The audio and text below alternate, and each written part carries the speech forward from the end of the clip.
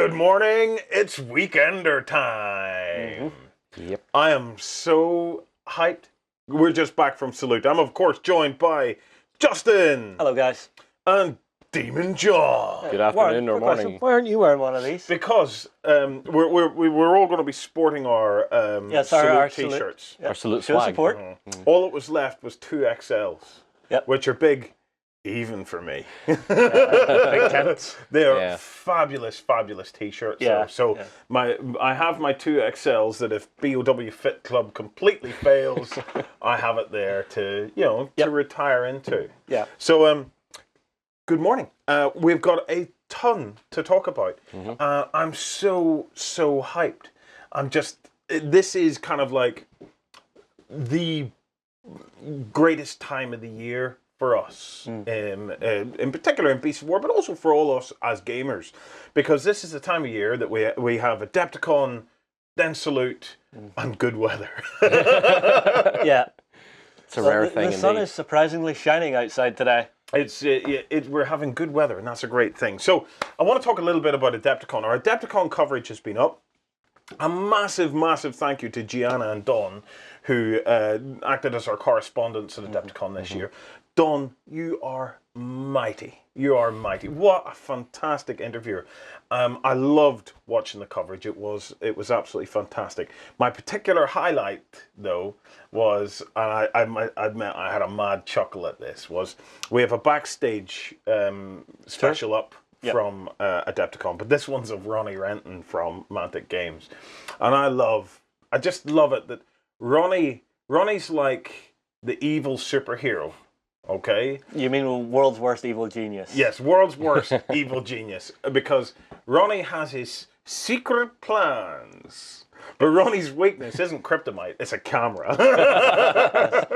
So Don managed to catch Ronnie and got him sat down in front of a camera in a little private space, where Ronnie proceeded to spill his guts. And it was brilliant. So Yes, of course, Mr. Bond. I have an evil plan. Yeah. Here it is.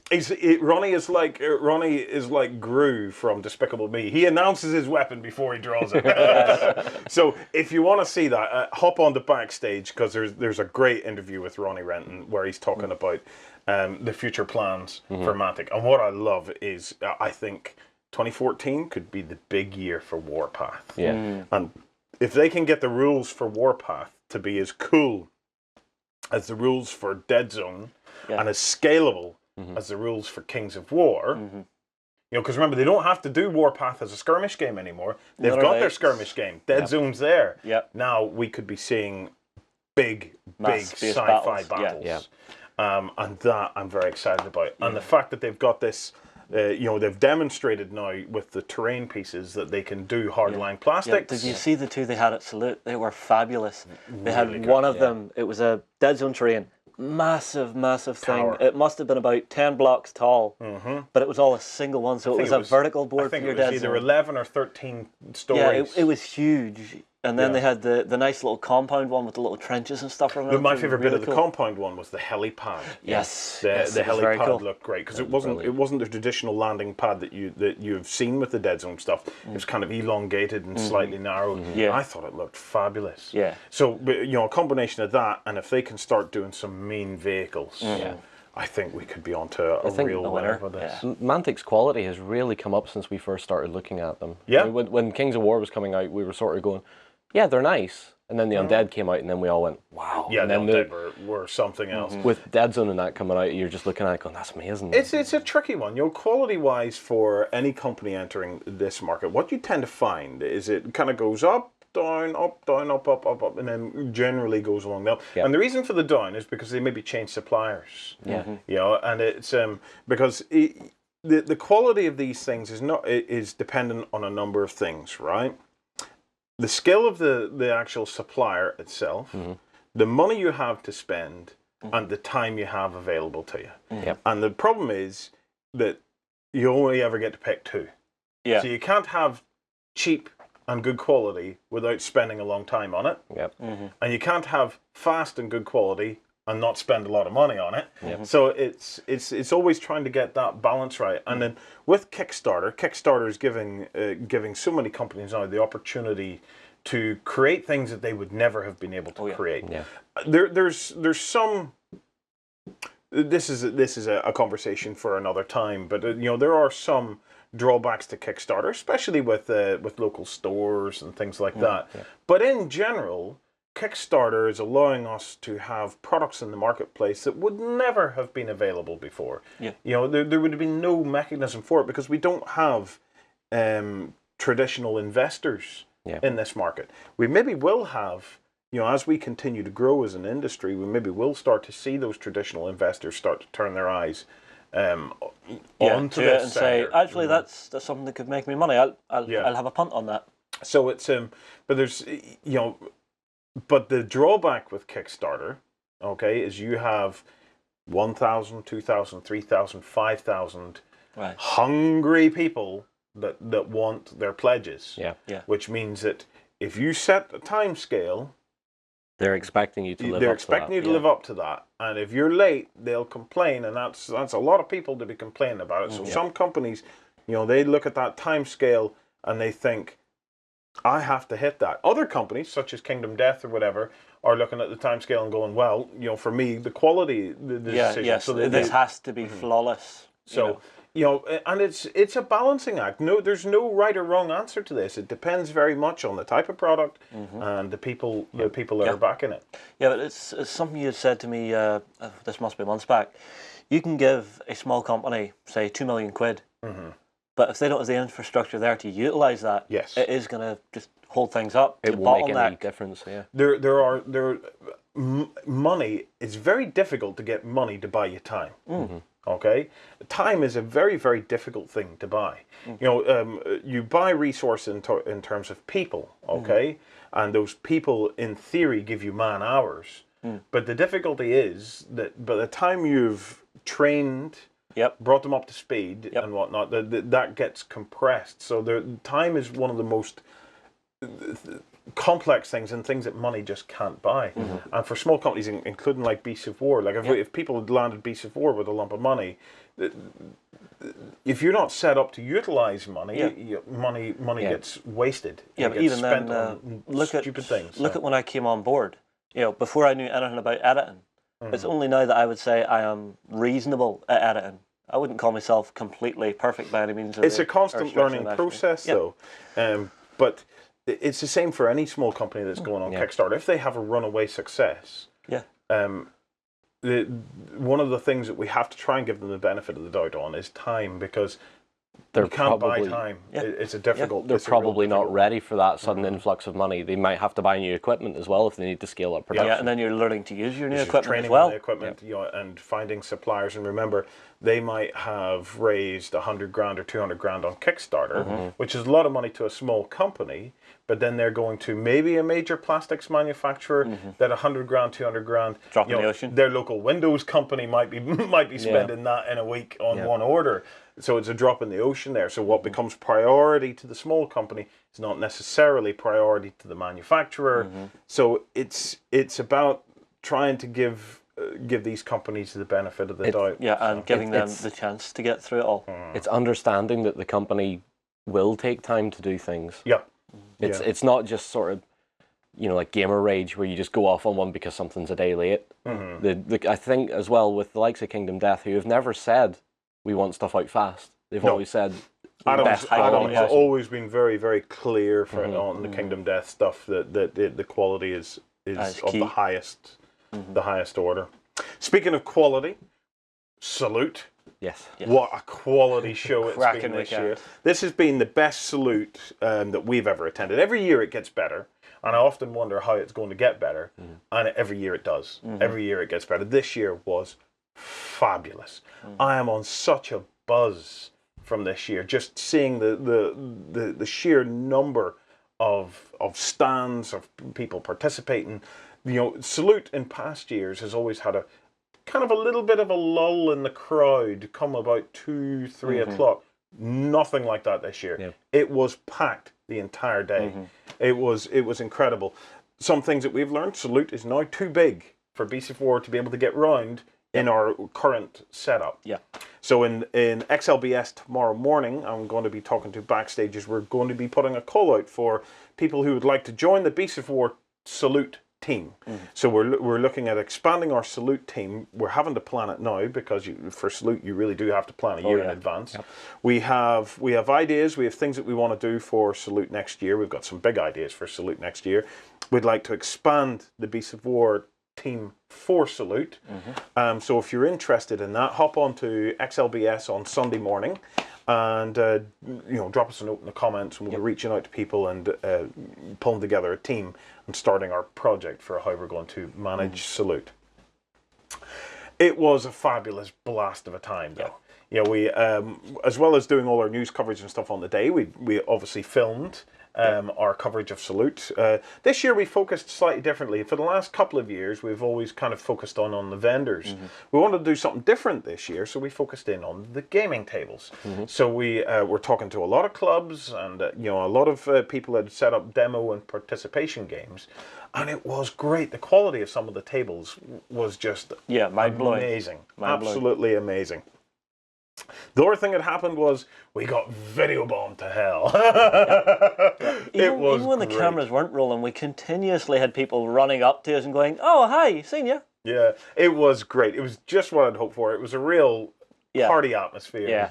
People were video bombing us all over the place. So watch out for yourself. If you were at Salute, watch out for yourself on the footage because there's every chance that you're on that. Yeah.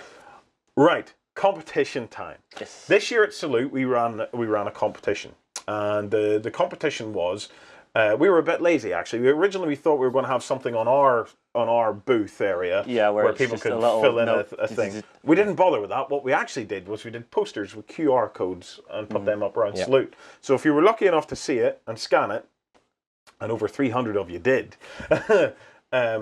What we asked was your name, your email address, and what was your favorite thing of Salute? What was it you enjoyed most? So, David Gill, well, his favorite thing was actually being allowed out of the house to be able to go to it. David, good answer. We've all been there. Ian Parry and Lee Davidson were commenting on how it's great to have the London Marathon because all the fit ladies that were walking around. Other people did come up to me in the show and said, "Well, clearly you're not here for the London Marathon." And I went, "Yeah, that's right. But Beasts of War Fit Club is still ongoing, so." Every day, trying to get a little bit trimmer. Yep. So long as I don't get heavier on a day, that's a result. So fair enough. However, I have the top 5 things from Salute based on the little survey that we ran. In 5, we have 7TV, which I'm not surprised about. 7TV, in the grand scheme of things of our industry, is quite small. You don't hear an awful lot about 7TV. Yes, but it's quirky enough to drag people's interest in. 7TV, however, at Salute is fabulous. They had a series of really good gaming tables there. Now, 7TV is by Crooked Dice. Crooked Dice. Crooked Dice. Crooked means the same thing to me. So, Crooked Dice. And what it is it's 1980s TV shows brought to life on the tabletop.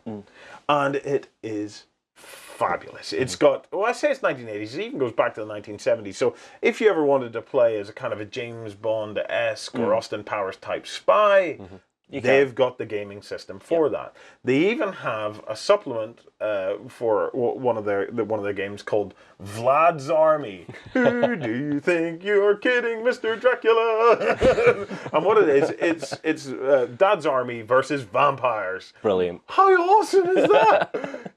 This company, I am in love with Crooked Dice and the 7TV stuff. I've been looking at it recently, and I'm definitely going to try and get a little bit of something going on here at Beasts of War because I think it's a real treat to play a game based on the 7TV. Do they have a General Lee? I'm not sure if they have a General Lee. However, I did find this out, that they did do a Scooby-Doo game, and anybody who's been watching XLBS will know that my Gamer Dad stuff at the moment with my daughter is all based on Scooby-Doo games. Right. But they did have a Scooby-Doo game, and they had 28mm Scooby-Doo-alike characters, which were done by Hassle-Free. Nice. Brilliant. So it's I've been meaning to pick up a set, but again, as usual around Slew, I didn't really have the chance to speak with anyone or to do any shopping. Hang on, Hassle-Free was right next door to us. Exactly. And still? Still didn't get a chance. Wow. It's just so much going on. So yeah, 7TV, well done. You're in at number 5. In at number 4, we had Protoss, who brought along Warzone and the Alien versus Predator stuff. Now, the Warzone stuff is looking awesome. You're freaking out about a tank. Yeah. With the shovel things going around. Yeah. Yeah. The Make sure you get pictures of this stuff up. Oh no! I will put it up as. So, but I love it. You freak about it because you're Mr. Tank. Well, you and your mate Simon freak about it. I was awesome. I was on Skype with them when they found it, and it was just like, ah! I love it because recently, to try and get into the whole Mutant Chronicles thing, because the Mutant Chronicles, I was into Games Workshop stuff, so I was into my 40k and stuff way back. Yeah. So like Space Hulk, Space Crusade, etc. Then had the Gamer Break, okay, and then came back into it. But it was during the Gamer Break. The Warzone stuff. I never actually got into it. I saw a little bit of Warzone stuff because Prince August down in the south of Ireland had bought a lot of the models and stuff whenever that company originally went bust. But I never really got into it. So this whole Warzone trip with Protoss and Modiphius and stuff like that is all fresh to me. So I was watching the Mutant Chronicles movie. Yes, it's brilliant with Ron Perlman. It's what? Did you just say it's brilliant? I liked it. I sat down and I enjoyed it. We all know everybody in the studio will disagree with my taste in movies. That's guaranteed, pretty much. Fine. I thought it was interesting. I did think it was interesting. I did like the whole World War One type vibe that was coming off it. I think that's particularly apt, for the next few years now that we have a very we have the anniversary of World War One starting now, and it'll be going on for the next 4 years. Some countries have 10-year plans for it. So I'm very interested to see where Warzone goes. Yeah.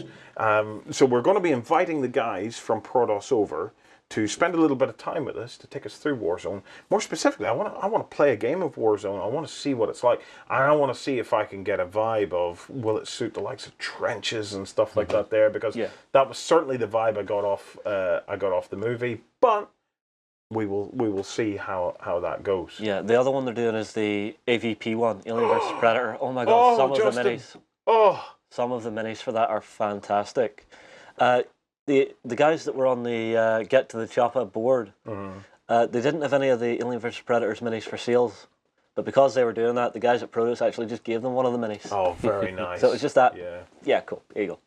Get to the Chopper was unfortunately we missed. We missed it. We'd been waiting all day. We had to start at one side of the hall, which unfortunately for the Get to the Chopper guys and us was the opposite side from what we normally start on. But again, in a way to try and change things up, we wanted to go with the side that we often reach last and try and get to it first. But by the time we got to them, they had it all packed away. No, they had even came up to me at our little newsroom and just went, right, here's where we are. Don't miss us, don't miss us, don't miss us. We missed you. Sorry, guys. So what we're going to do is we apologise for missing you guys. If, however, you fancy packaging the whole thing up and coming over here to the studio where we can sit and play a game of it with you guys, we can try and see if we can work something out and see if we can make the likes of that happen. I'm game. I love it. I just Predator for me I always wondered, and it was around Christmas time we were talking about Predator and how Predator could be made into a tabletop game. Yeah. So this is something I would love to have a go at. So if you guys are up for it, we're certainly up for it. So I assume get in touch at Warzone or Warzone at beastofwar.com? Yeah. Or Warren at beastofwar.com. Yeah, PM me or you can drop me an email. My details are there. At number 3, Darklands from Mears Miniatures. Now, a lot of people are still finding out about the whole Darklands stuff. If you don't know about it, Darklands is a game but it's better known as a set of colossal miniatures. Okay, I know the miniatures are much better known than the game at the moment because the game's not long out. The game's still going through its early iterations, as far as I'm aware. They've had, is it 3 really pretty successful Kickstarters? Certainly 2, might be 3, and they have some. I've got to say the quality of their sculpts is superb, and I've heard great reports on both the quality of the casting and the customer service and stuff like that, which, to be completely open with you guys, is very, very important for a company like Mace, because they were previously associated, they were previously associated with the whole Maelstrom type thing, so a lot of people were kind of wary of it, ourselves included, but I've got to say, I've heard nothing but good stuff from the customers that have dealt with it these days. So maybe they're over all of that. But you cannot deny the quality of their sculpts. Yeah, just cracking. Superb. It's like some of the miniatures. Well, would you even call them miniatures? Some of them are so big. It's just unreal. Again, a lot of people were discovering that at Salute, so we're keeping a close eye on those guys to see how they get on over the next few months. Yeah. At number 2, Foreground. Yes, definitely. they had to be there. I am not surprised that these guys made it into this list. Foreground make HDF terrain. Okay, they're specialists in HDF terrain. What sets them apart from a lot of the other guys in HDF terrain is they experiment an awful lot with pre-pigmenting the actual components. Yeah. So whenever you look at a foreground piece and it's all the colours and stuff are all there. Yeah, just built straight out of the pack. That's exactly how you get it. Yeah. So what they've experimented with, they experiment with pigments on the actual pieces that are run through the laser cutter, but they also experiment with the lasers and the direction and stuff of the lasers themselves. So even burn marks and things like that there add a weathering effect to it. They are, without doubt, one of the best at this in our industry, hands down. Well, you saw how many tables they had laid out at Salute. Their tables were beautiful. They were stunning. Brilliant, absolutely brilliant. Like, my favourite had to be, there was like a little pirate town one. Yeah. Where it was old buildings with curved roofs and They're stuff. new. They were beautiful. They're the new fantasy buildings from Foreground. They are stunning. They are stunning. So as standard, they come with a kind of like a flat roof with a texture burned in. Yeah. However, you can buy add-on roof tiles. Oh, cool. That you then layer over the top of it, that give it the most beautiful roofing effect. And the other thing about it is, all the buildings come layered. Yeah. Okay. They're not the only ones to do this. Like, for example, Micro Art Studios, I'm going to talk about this in a minute, do this, and they're brilliant at it as well. But you take the roof off and you take the floors down, all the rooms. It's all got internal walls. It's got all the internal walls. It's got little trap doors. It's got stairs. It's got everything in it. So, which of the tables would you have picked, John? It was a snow table, I think. that was a Dark Age thing based on the Saga Viking Hall. Yeah. What a stunning thing. And that also introduced a new product from them, which was their Snow Flock. They've come out with this new Snow Flock that doesn't stain. It doesn't discolor. Yeah. And you can pour it over everything and either seal it down or pour it over everything and then just suck it up with one of them wee handy hoovers or tap it all off and way store they had it again. Sitting, it was sitting like what, a half-inch It was thick on some of it. Yeah. Heavy snowfall. As a snow effect goes, it is really, really good. They were showing it to myself and Lloyd, and we were looking at it from the possibility of we could utilise some of that in Hobby Lab. And they took us over and they sell it in the little tubs. And of course, Lloyd's first question was, don't care about the tubs. How much is it by the bag? How much is it by the metric unit? Yeah, can we get it by the bag? You know, we need a pillow's worth of it. Which is an accurate measurement in wargaming. My favourite, though, I love the stuff that they're doing for Flames of War, but I've got to say, my heart melted when I saw the 16-foot long bolt action table that they had done. I missed that. Oh, God. It was basically like small French town, buildings everywhere, and you were able to fight right the way through it. Every building had interiors, and the idea was that you could go into this town and you didn't know where they were. There were tokens, Right. So it was like Bolt Action meets Space Hulk. Meet Space Hulk. So when you come up to a token, there's a unit suddenly there. Yeah. That's brilliant. Whoops, you've just came up to this window. By the way, there's a pack 40 through that. Yeah. So I am so doing that. We're gonna build a table like that. Okay, we're gonna run that game on camera with my Nactwolf, and I'll either get you guys or Dave Shoulder in on this, and he's gonna play through. Can you imagine how that game goes, John? That'll be amazing. Oh, turn over a token. Oh, you've stumbled into Nactwolf. What's in there? Stug. What? There's a token. Oh, in another building. What's in it? Stug. Let's keep going on up. Oh, there's another token. Turn it over. 2 floors. What's in each floor? Stugs. See, that kind of reminds me of the Astiff thing of Desmond the Midbear.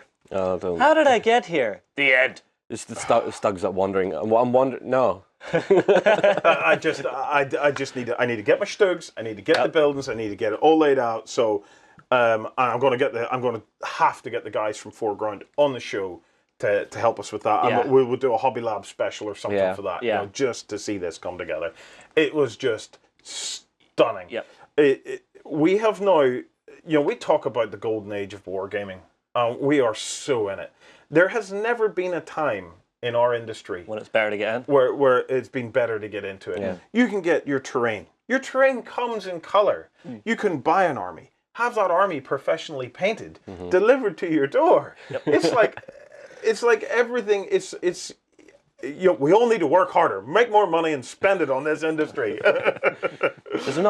There is a caveat with all that, though. Yeah, we're in the golden age of it all, but you imagine your new guy coming in with a couple of friends that have tinkered around with stuff, and they have this whole world in front of them. Well, you have multiple worlds. Where's the break-in point now? Your 2-player starter kits. Quite simply. Yes, but which one? Fair point. Which starter set for which game, from which company, from which supplier? Yeah. Do I want it painted? Which company do I go to? Do I go to one in the US or do I go to one in Europe? There is so much choice now, it's unreal. But I understand exactly what you mean, because I feel the same way at the moment about 40k, because we're coming back into 40k. I'm starting to find my way into it again. And I just feel a bit overwhelmed by it all. And it's not like the number of armies hasn't changed. No. But the number of different supplements and things like that has changed a lot. You know, and there's been additions for Kill Team, which I'm enjoying. Apocalypse has changed. There's escalation. There's a lot of different things. So on a smaller scale, I can understand that. You know, sometimes it is whenever things start to sprawl a little bit. So like you're sort of hitting a saturation point.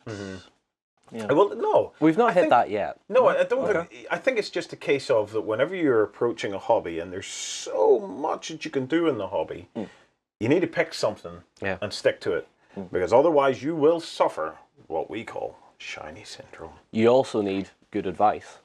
Yes. You need someone stood beside you, going, "What do you like in a game? Do you like this? Do you like this? Do you like that?" And then they'll sort of signpost you a bit. Filters you down. And actually, if you're watching this and you're on the verge of jumping into our industry and getting involved in something, if you ever have queries like that, hop on over to Beasts of War and drop a message into our forums, because we have tons of members on the forums who will quite happily get in and try and help you decide a pathway or find a game that you like.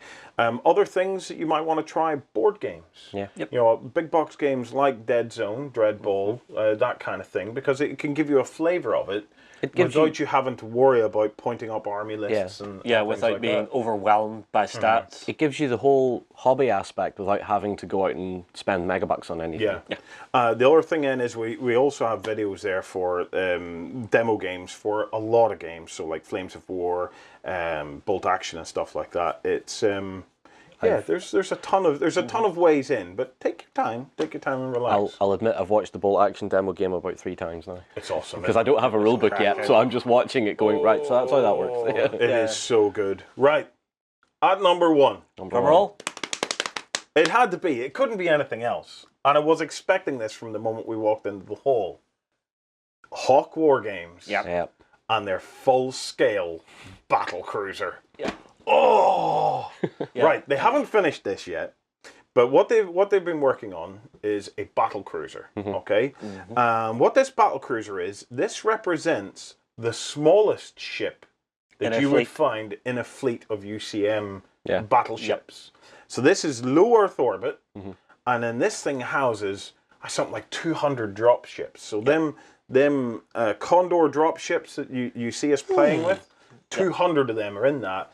Each with their 2 tanks or their 2 Gladius or whatever it is, and then they all come spilling out of that and then come down onto the battlefield. Oh God, the vision of it is just, oh.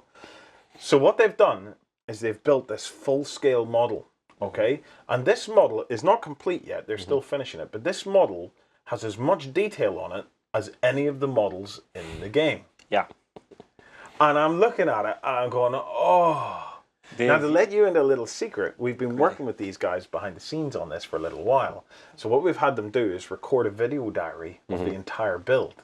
So we're going to get that together and we're going to put together a rockumentary on how this ship was built. Because it is utterly stunning. And when you see how smart the guys at Hawk were in how they designed this and how they made it modular so that they were able to create it. Well, mate, Dave is the evil genius, you know, because he came out of nowhere with Drop Zone. Yes, it but came this out of the ship, ether. Now, you look at this ship, and a lot of people wonder, well, that's awesome. That's awesome. Why did you do it? Well, first they did it because he could. Yep. Dave has actually built life-size, or well, not life-size, but big-scale models in the past. He's built an amazing Star Wars model in the past. I must try and see if I can get him to talk about it at some point. The other reason he did this was that they made the quiet but awesome announcement of a new game from Hawk War Games. And this is a spaceship game. Right. Okay? It's a spaceship game written by none other than Andy Chambers, who was the writer of Battlefleet Gothic. So, yeah, I heard this and it was just me just going, yeah, I want it done. Now, we'll be keeping you guys up to date on this as we hear more, and we're going to be digging. I'm going to be, basically, I want to tie these guys up, fill them full of Guinness, and get them to spill the beans. But what I can tell you is that big-ass cruiser is the smallest ship in the game. Yep. Okay? It's about this size. Yeah. Okay? And other ships are about this size. Yeah. Okay? And all of this stuff takes place in exactly the same universe and takes place with the above the planets. So it's it's Drop Zone Commander in orbit. Yeah. Yeah. But from what I can gather, don't quote me on it because I'm not sure if we're allowed to say this, but I can't see any reason why those games couldn't affect the games that are taking place on. So you're thinking as a campaign, masked narrative campaign? Yeah, I'm thinking links. That would be cool. That could be very fun. Friggin' cool is that? Yeah. So yeah, I cannot wait to find out more about that. So anyway, thank you for everyone that voted and allowed us to tally all that up. I would agree mostly with that. We're going to be talking about our highlights of the show in tomorrow morning's XLBS that we filmed the morning after the show from Dead Dave's house, who has now, unbeknown to him, become the Dartford studio. Yeah. and hotel. And the Beach Before Rudy. Yes, he's Dead Dave is a community member who very kindly put us up for Salute. And we were basically like the dwarves out of The Hobbit, all sleeping head to toe in his living room. Yeah, I went to hell with that in the floor. kitchen. Yeah, it was fabulous. So a massive thank you to Dead Dave and his other half, Emma, for making us feel so welcome and for stepping quietly between us all. They did have a couple issues waking me up in the morning. I think someone turned me out of my bed one morning. Yes, and I went in to pour water over you one morning. Yeah, I went, nope, getting up, I'm up, I'm awake, no water needed. So we filmed the morning after Salute before we set off to travel home. We filmed our best bits where we talked about that. So that will be coming up in tomorrow's XLBS.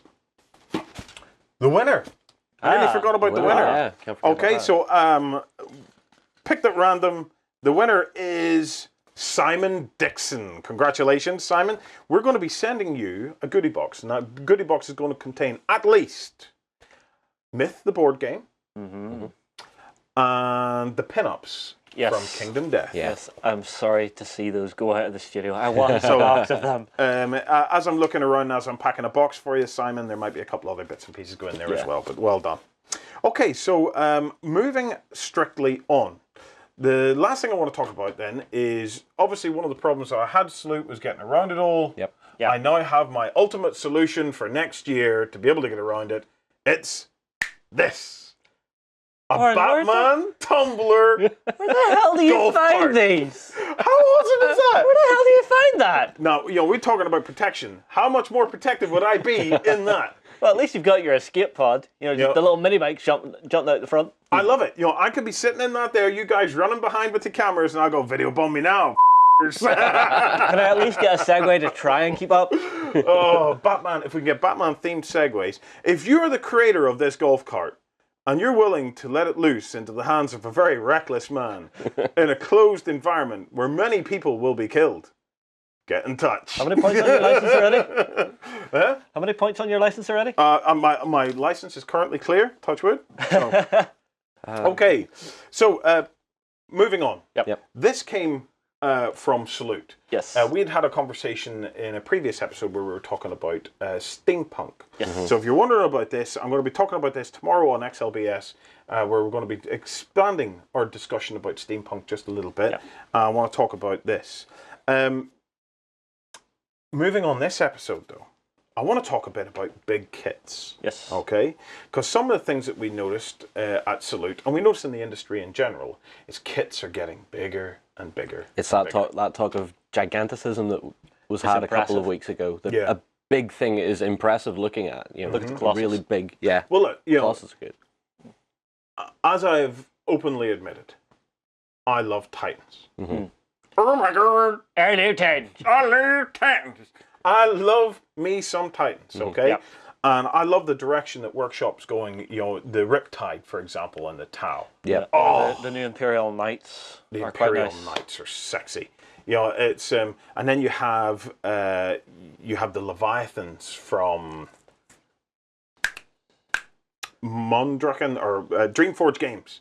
Dreamforge Games do the Leviathans, another awesome big kit. A kit that even comes with a screwdriver. Yeah, you actually have to screw the damn thing So you together. can screw Proper it together. man build right there. That is just stunning. Yeah. I have a 15mm kit that I want to show you here. Okay, that has got my Nachtwolfen juices going like nothing else. Introducing the U.S. land ship. Oh my God! Look at it! But oh my God! how are you going to Nachtwolf that? It's American. Oh, Is there a different one? It doesn't matter. You paint it black and put a cross on. I'm just going to paint it silver. Yeah, why not? Switch out some of the guns. Okay. It's Captured. If I don't get to play that as the Nachtwolf, Yeah. please, developers behind All Quiet on the Martian Front, I want a German one. Okay, I want a German one, but you could Germanify that, or I'd let Dave rock that out. Yeah. Against my 400 Stugs. All you have to do really is maybe change out the turrets. It's just stunning.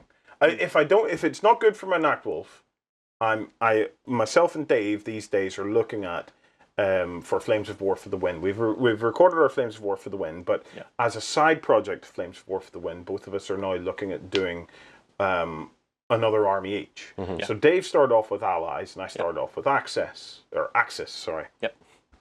We're now going to switch around. So I'm going to do something in the Allies, probably Russians, and Dave is going to do something in the Axis. And he's talking about possibly doing the Finns or something like that, because apparently Finns are just awesome.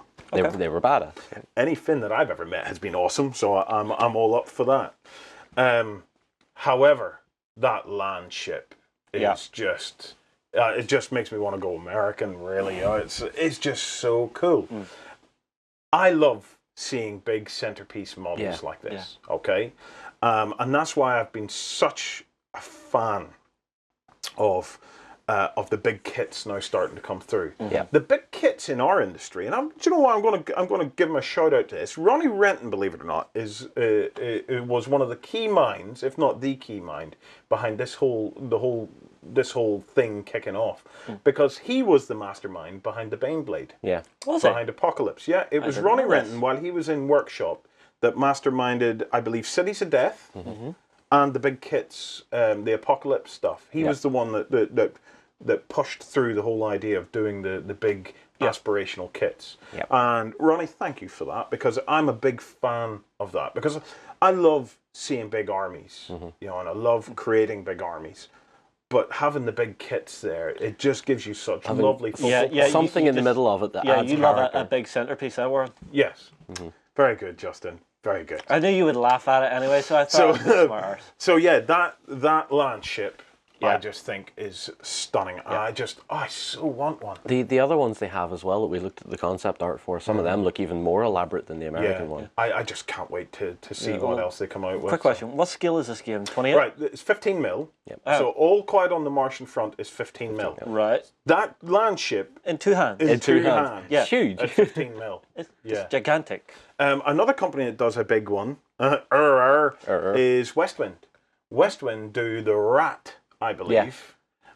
Which was a big German concept tank.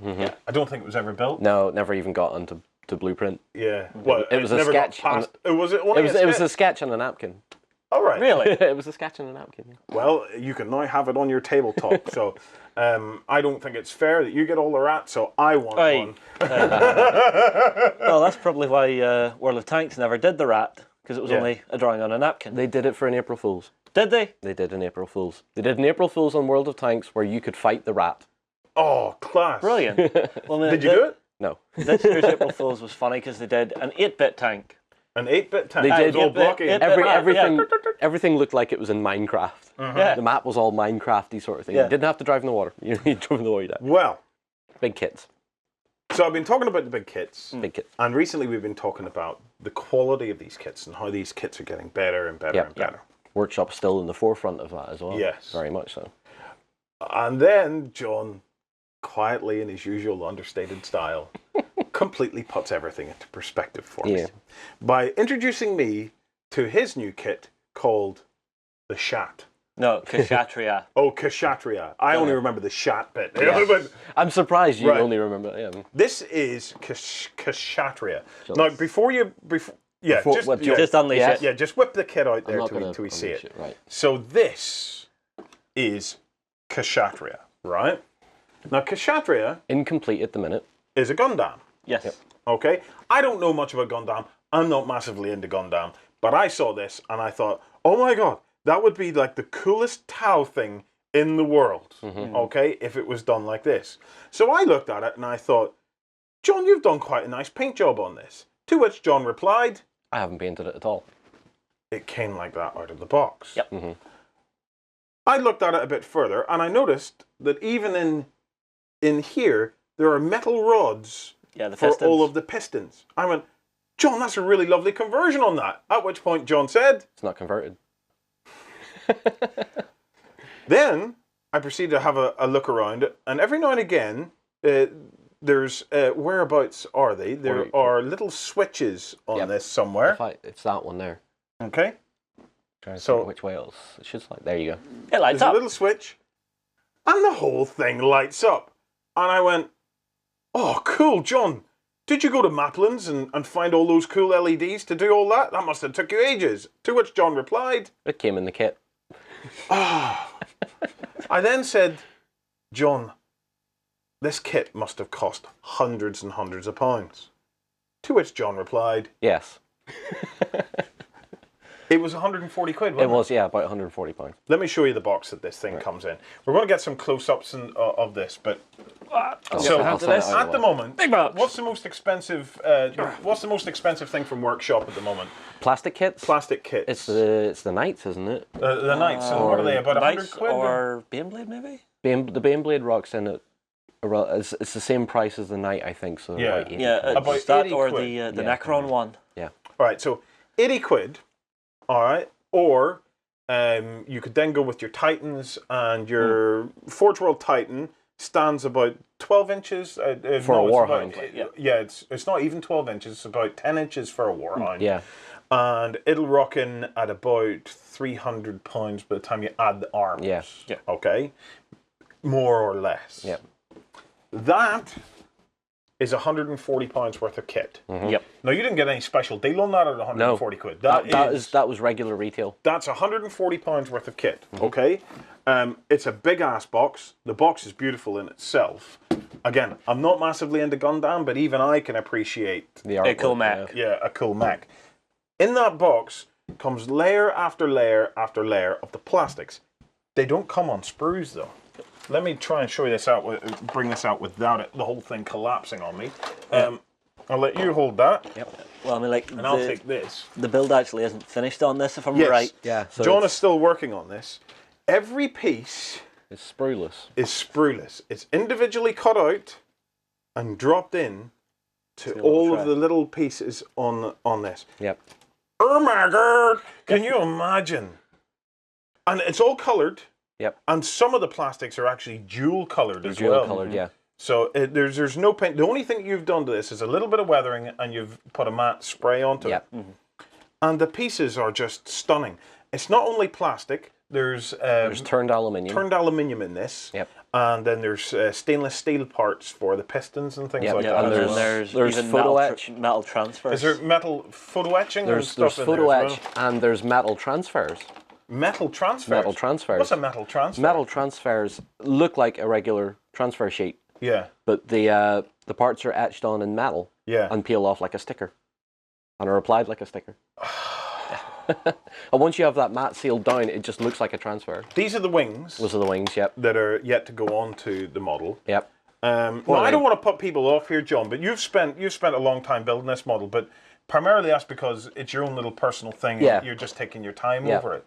But a model of that complexity, a week or so full-time... A week or so full-time would get half of it built. Yeah, so you're looking at a couple of weeks to build the thing? Yeah, if you're really wanting to go at it and really try and finish it. It is on a completely different scale, but, we are all...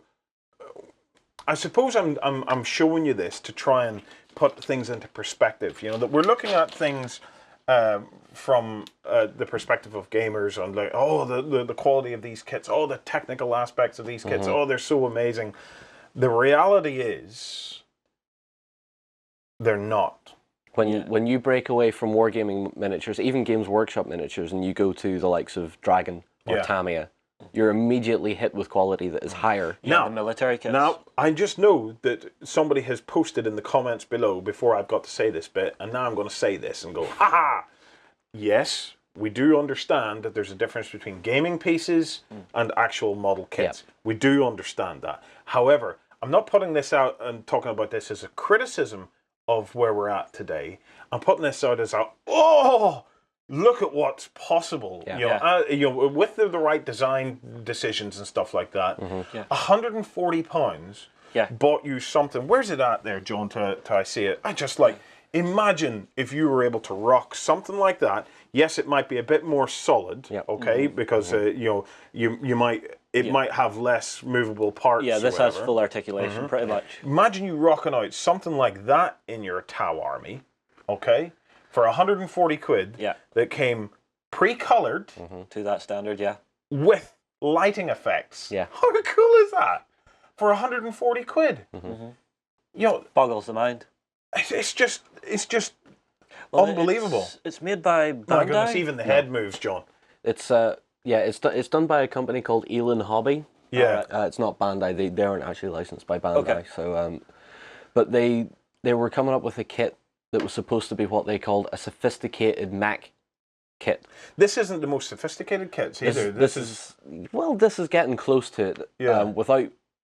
Basically buying that kit without any third-party products, that's the most complicated on the market for the Gundams. Is it really? Yeah. But if you go back to Bandai, they'll do a kit that size, that complex, and then give you options to buy in your LED lighting or your light-up beam sabers and whatnot. But Bandai do play with the dual injection, like the cuffs and the black and white parts are single pieces. that are dual coloured black and white, which is fantastic. Bandai do that as well, but Elon went in and went, we're going to make it so you don't have to paint this at all. I was just blown away by it, guys. It's just, when you see the potential for where a model kit can actually go. Could you imagine Workshop making a knight to that quality? Making a knight with that sophistication in the kit? No, not even necessarily quality, just saying, adding that level of sophistication. Yeah. Yeah. It would be fantastic, because it would be unlimited posability. It's just stonkingly good. So there you have it. If we're talking about a golden age, our golden age, touch wood, is set to continue for a long time. Plus, you also have the joy of models like that have individually posable fingers. Yeah. So you can give people a finger with your model kit. Really? So all the fingers. All the fingers are all articulated. Yeah.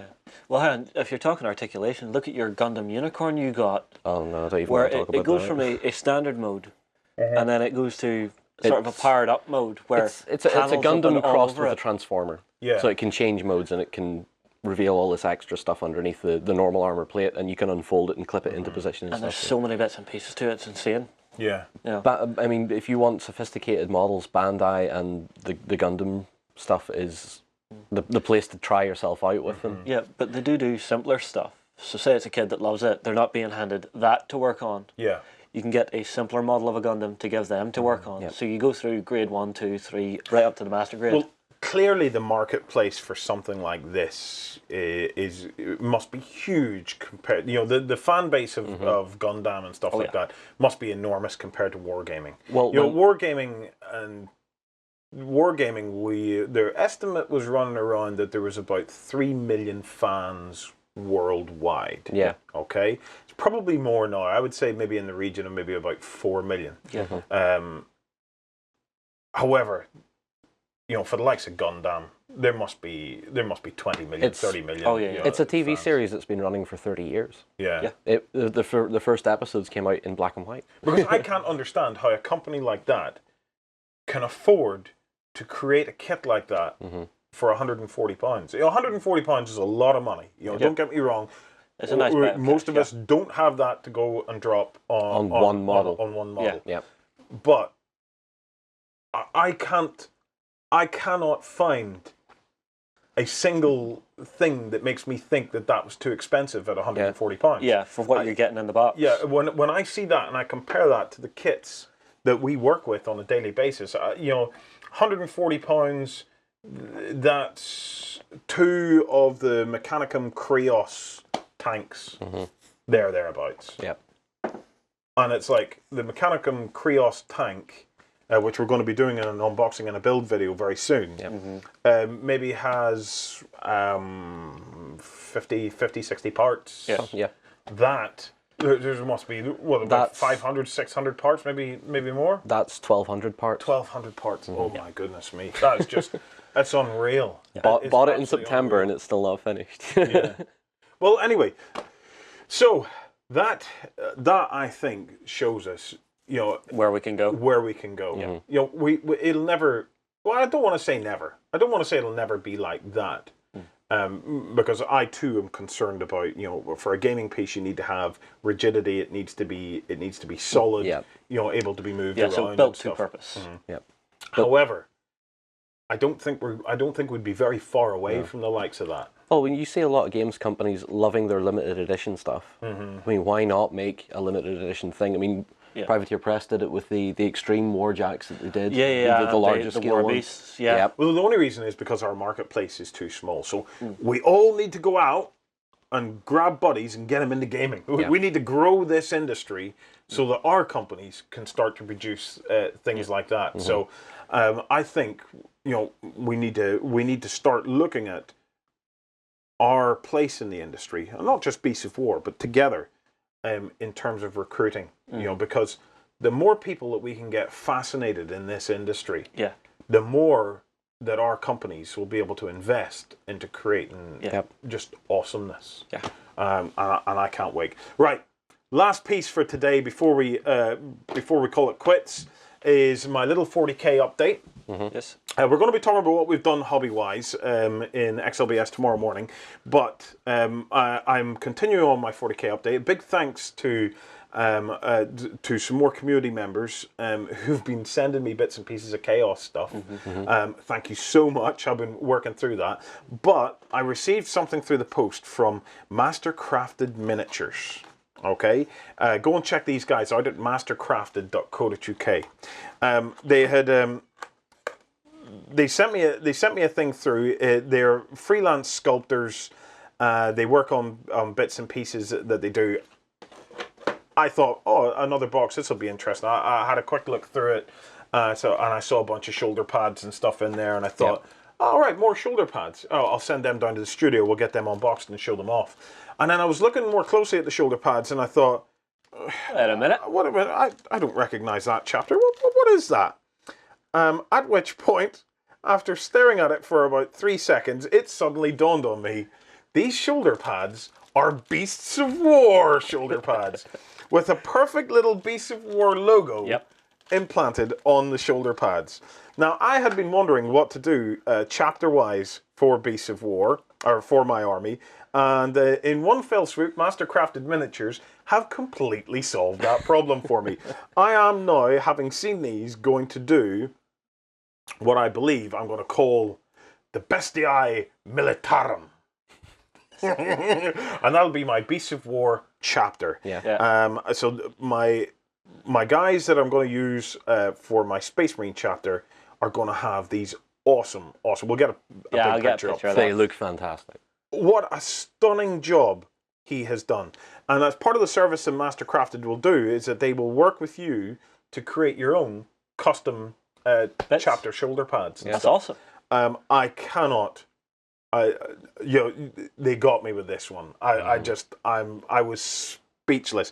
I've been running around like a little girl, showing everybody, look at my Beast of War shoulder pads. I think you were actually annoyed that you forgot to bring them with you to Salute. Yes, I had meant to bring them to Salute to show them off to everybody. I am over the moon. The quality of them is fabulous.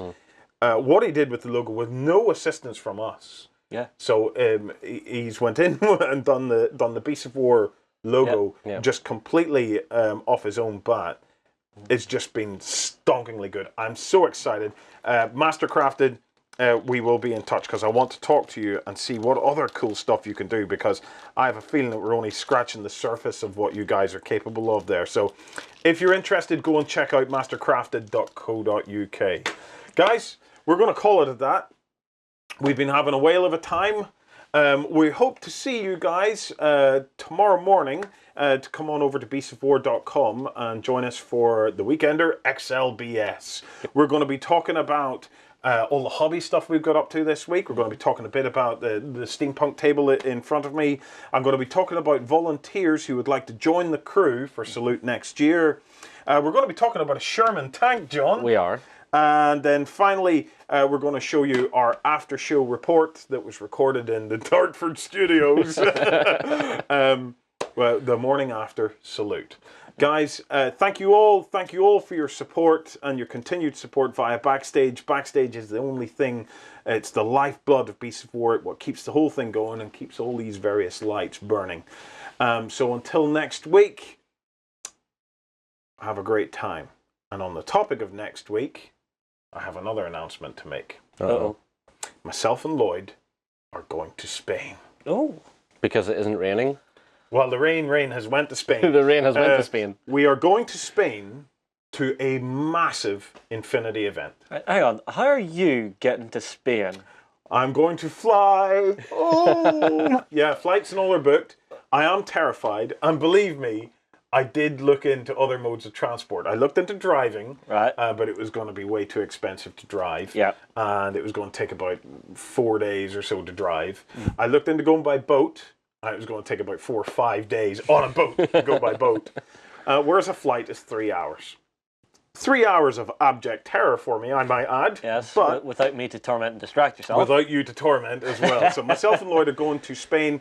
We're going to cover a huge Infinity event going on in Granada. Cool. We want to find out more about what's going on down there. As well as that, we're also going to grab all the members of Corvus Belli and ask them, just whose idea was it to come up with the Cum Riders?